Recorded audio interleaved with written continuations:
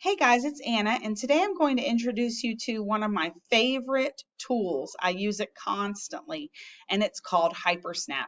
Hypersnap's basic function is to take screenshots. You can also use it to mark up images or do some basic image editing. So it's really handy. You can use it for lots of different things. You should already have Hypersnap installed on your teacher laptop if you're a GCPS teacher. If you find that it's not there for some reason, you'll want to put in a ticket.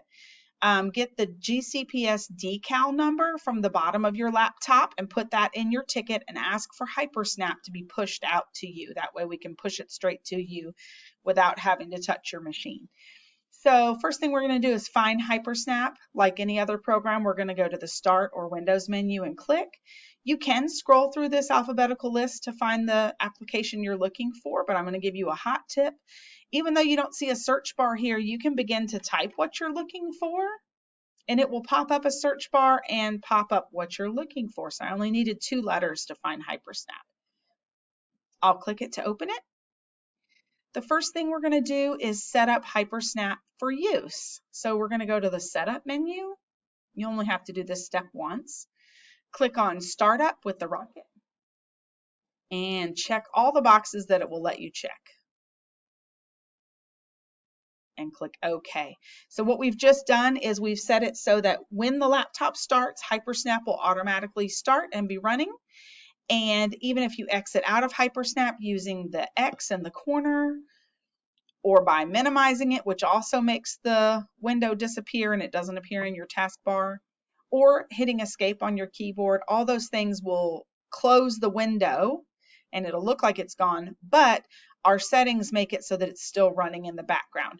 Don't worry, Hypersnap does not take a lot of memory or system resources like some other things that might be running on your laptop, so it's not going to slow your computer down to have it running all the time. So I'm going to go ahead and close it, and I'm going to show you how to use Hypersnap. So the nice thing is, no matter if you've used it recently or it's closed, whatever, at any time you can decide, hey, I'm ready to take a screen capture. And you're going to use keyboard shortcuts to do screen captures, and you don't need to go through the menu and open Hypersnap back up. Remember, it's running in the background. Most all of the keyboard shortcuts are Control and Shift and a letter, and the letter represents what kind of capture it does. The one I use the most is a region capture. That's Control, Shift, R. So you'll hold down Control and Shift on your keyboard and press R, and it brings up the crosshairs and a little help window. And what region capture does is it lets you capture just a part of what you're seeing. With region capture, you're going to draw a rectangle around one section of your screen, and you do have to click twice. You have to click once to start the rectangle, and then single click again to end the rectangle. You can't just click and drag. You do have to click twice. And so that's captured just a region of my screen. Again, that's Control Shift R. Okay. The next one is Control Shift W, and that's a window capture. I want you to notice what happens. I've got Hypersnap in the front, and let's say I'm making a bunch of screenshots in a row. I don't have to keep closing that window.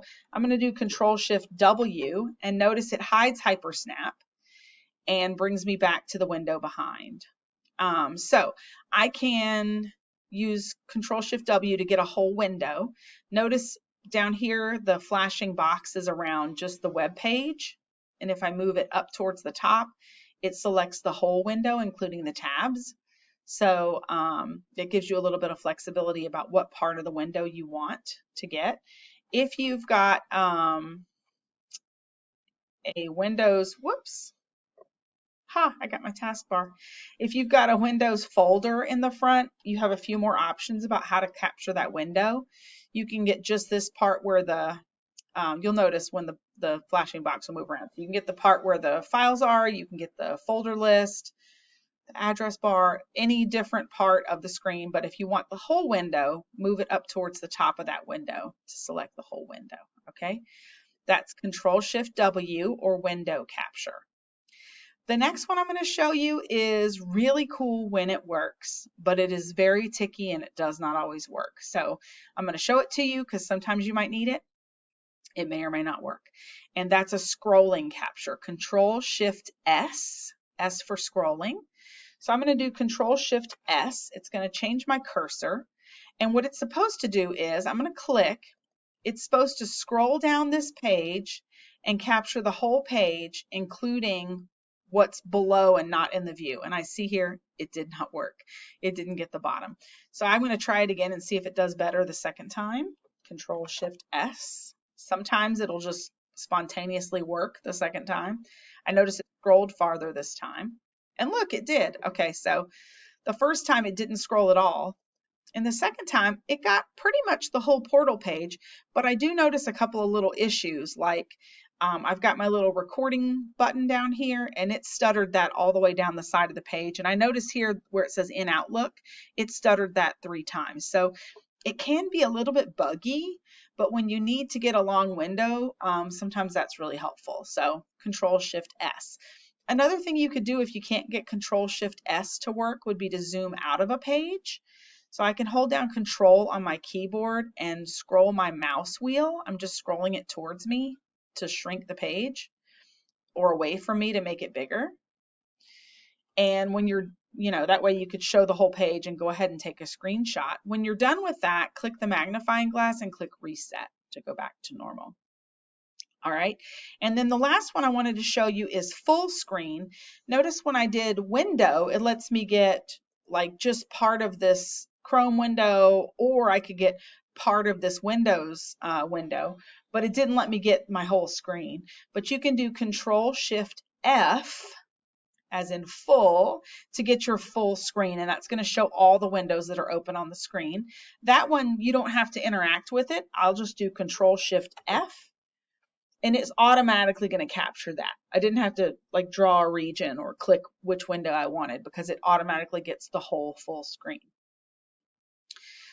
So those are the ones I use the most. Region, Control Shift R, Windows, Control Shift W, and scrolling, Control Shift S, and full screen, Control Shift F.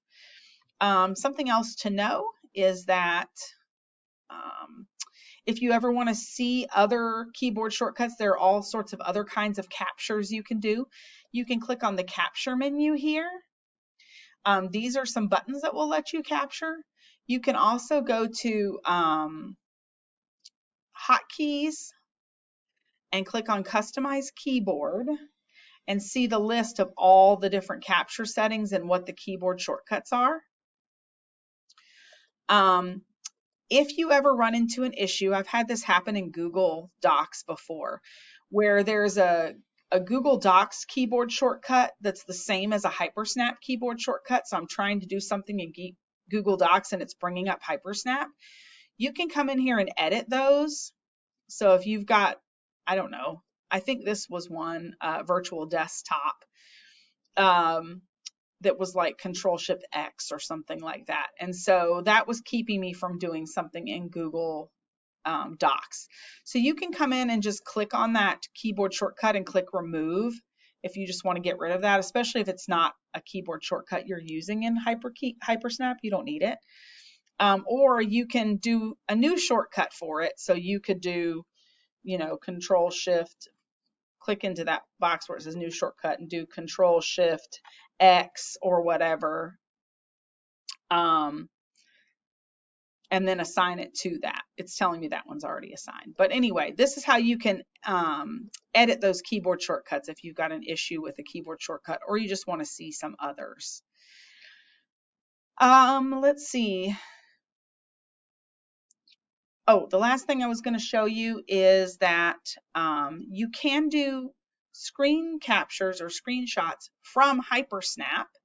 But you remember when I did like Control Shift R, it makes Hypersnap disappear.